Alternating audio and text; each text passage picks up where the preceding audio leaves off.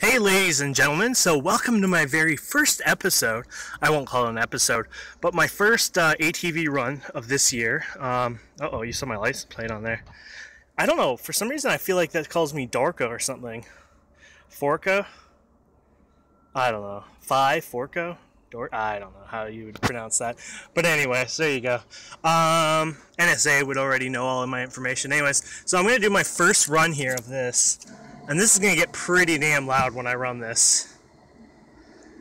But, yeah, it'll be my first run. And then I'll unhook it here, put down the big gate, and then I will probably stop recording till after. So loud of the traffic here. Did that guy just pass that guy? Weird.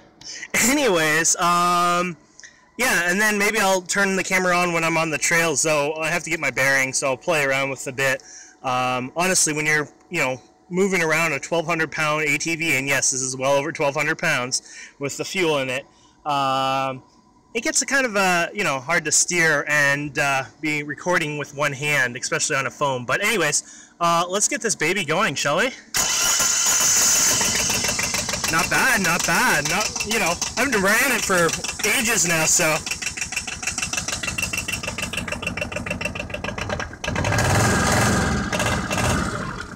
Is she in neutral? Yeah.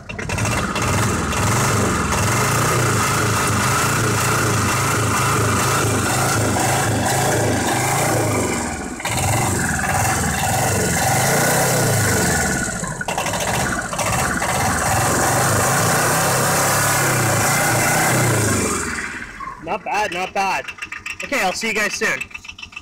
Okay guys, we're back. I don't know if you can hear me, but I'm just going to go up the trail a bit and yeah, enjoy the ride, I guess.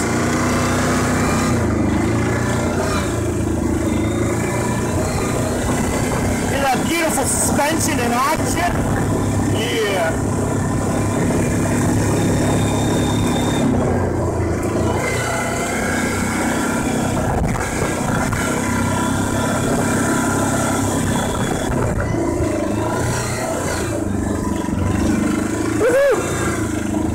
Now, I would normally go full blast on that, but not in one hand. You're an idiot if you do it with one hand. You really need two when you're ATV. Especially hitting that, 50 kilometers an hour. You would kill yourself, so it's better to play smart, right? But anyways, these ATV trails go for many, many miles. They recently connected it to a main road as well, and you can drive up the main road, and then you can keep going further onto another trail system. So, yeah, I mean, it's a great system. I could spend a few hours at least on here. You can see how big these trails are.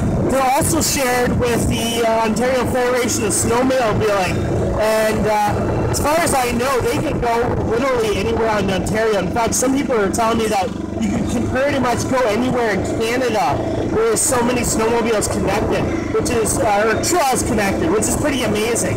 But anyways, I'm gonna have fun now and stop recording. But yeah, this is what our trails kind of look like here up north.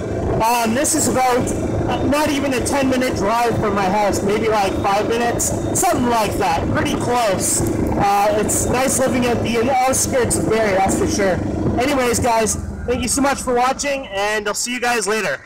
Hey, ladies and gentlemen, welcome back. So, I ran into problems with my cooling. I'm in the garage right now at my house.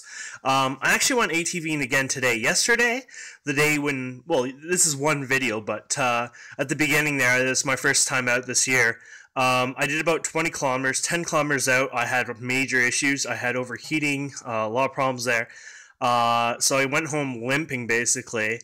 And the water was boiling, like literally not the water, but the coolant was boiling. Here's the reservoir. This is basically the excess amount, but the stuff inside was basically boiling and boiling into the plastic there. It was insanely hot. I thought it was because maybe we didn't fill up the actual coolant properly. We had just filled up the excess amount in here, and I thought, oh, okay, crap, we screwed up, but it ended up being more than that. So I took it back, and today I went out again ATV, and I did about 72 kilometers, thankfully, today.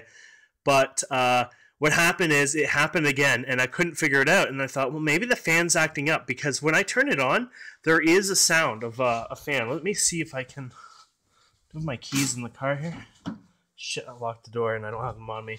Anyways, what ends up happening is there's a blower as well as a fan on the ATV.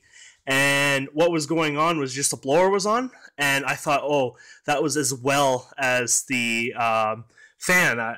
But no, that was just the blower sound. It's pretty loud with just the blower. But anyways, what I ended up finding was this fan back here. This is the fan right here. Let's see. I don't think I can give you a good angle on it. Over here should be, because that's how I fixed it on the trail. There it is. So you see that there, that black there with the grates? That's the fan. Anyways, what was happening was that got jammed full of crud. And when I turned it on the first time, basically probably when I got home after it dried up, whatever, it kicked the fuse. Basically, the fuse had, been blown because the fan got stuck, and to prevent it from overheating and burning the motor out, it automatically kicks the fuse and burns it out. Thankfully, I had more on the trail with me, and I found out basically the fan was jammed. I cleaned up the fan, I threw water into it, and then cleaned it up, and crap ton of pine needles and stuff fell out of it. But once that kicked it up, it was going again. Unfortunately, my trip, it did last 72 kilometers. I was planning a lot more, a good 100 kilometers today. But unfortunately, because of a lot of the coolant had ended up boiling away, air cooled was just not enough. You need the water cooling as well, the liquid cooling. And so unfortunately, my trip ended short. But yeah, I'm going to fill it up again here. If you look in here, there's the coolant. So I'm just going to go down there now to see my lovely arm. See that red stuff on my arm, by the way? I'm allergic to the outdoors. I'm not shitting you. There you go. Just pull it up. Oh, there you go. Pull it up. There you go. For people who don't know this for the coolant, and I assume this may be the same case for cars, but anyways, what happens is when these seals start to go, you definitely want to replace this. If you don't, what can end up happening is this may blow up. The gasket will blow up in your face because this is pressurized.